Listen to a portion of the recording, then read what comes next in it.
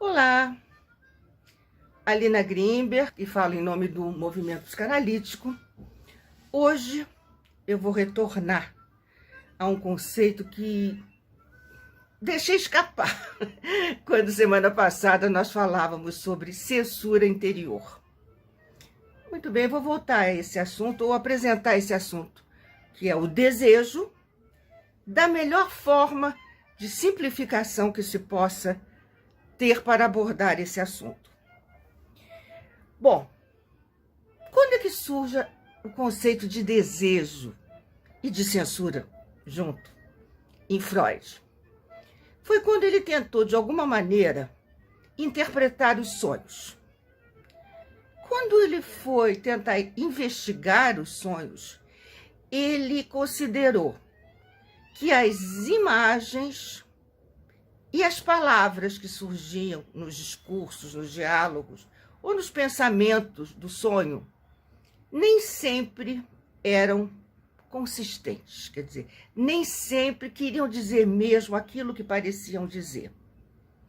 A partir desse momento, Freud começou a ter uma certa dúvida, digamos assim, até onde nós podemos entender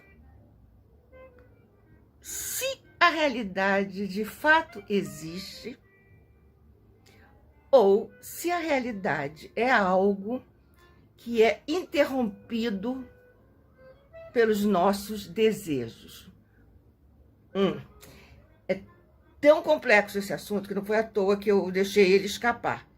Porque aqui a gente entra num terreno em que tanto estamos dentro da psicanálise e a sua intenção de diminuir o sofrimento humano, quanto estamos num terreno amplo e variado da filosofia. Porque duvidar se a realidade existe e, ao lado dessa dúvida, colocar a ideia de que existe um desejo que nos move para atravessar a realidade, e que esse desejo aparece nos sonhos. Vamos simplificar.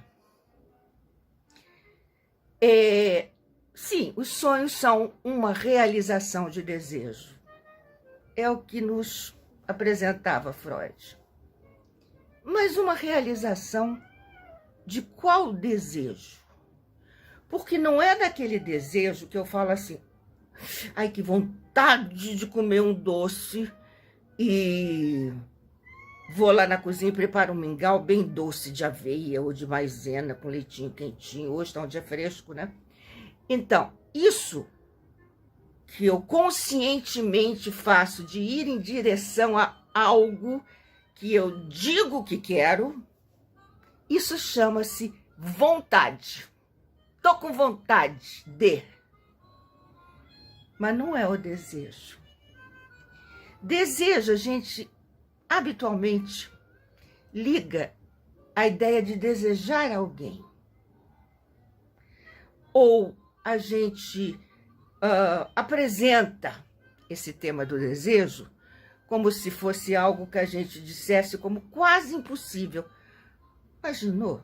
Eu, no meio dessa pandemia, com a segunda onda da Covid, lá na Europa, eu pretendesse dizer que vou à França, que vou conhecer Paris.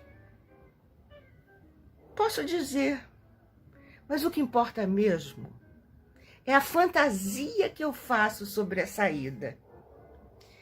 Por que a fantasia é mais importante do que a vontade? Porque ela tem um desejo dentro de si.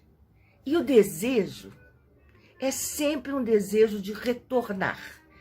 Assim como nos dizem os textos bíblicos, que mesmo quem não tem fé, encontra ali alguma indagação, mais do que uma resposta, seria uma indagação transformada numa mitologia que envolve os discursos do humano através dos tempos, na sua busca de entender o que é que realmente existe E como é que eu vou me relacionar com o que realmente existe?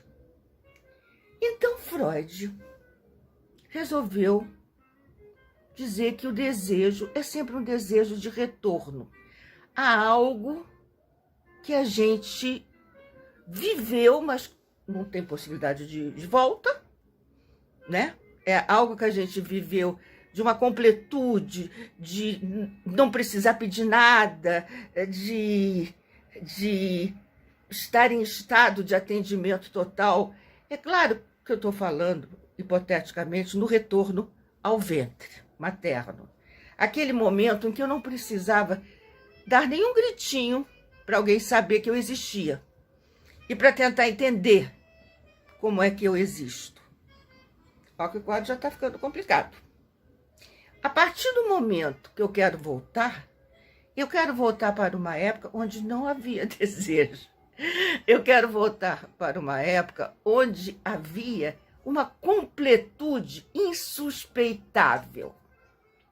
Mas quando eu chego ao mundo, e ao mundo das palavras, e ao mundo dos afetos, é porque eu já descubro, num presente que é continuado, eu já descubro que o que eu desejo passa pela outra pessoa. Ou passa por um passado que eu tive. Então, o desejo é algo que me deixa em suspenso o tempo todo. Mas é justamente essa suspensão, esse tônus que permite a suspensão, é que me dá uma possibilidade de trafegar entre aquilo que eu tive, não tenho mais, entre aquilo que eu possa, através de uma vontade consciente, reproduzir o mais parecido possível com aquilo que eu desejo e que será sempre impossível. Então o desejo vem muito misturado com a ideia de ilusão, muito presente na relação amorosa. O desejo dos corpos, ele traz embutida essa sensação: vamos fazer algo que nos torne um. E esse um significa o seguinte: não vou nunca mais ter que esperar por você. Não vou ter nunca mais que sentir o meu corpo imaginando sobre o meu ou dentro do meu. Nunca mais eu vou sentir essa aflição que me leva em direção a você. Então vamos simplificar. O desejo é tudo aquilo que nos leva em direção ao outro e que a gente até arrisca não saber se é verdade ou não.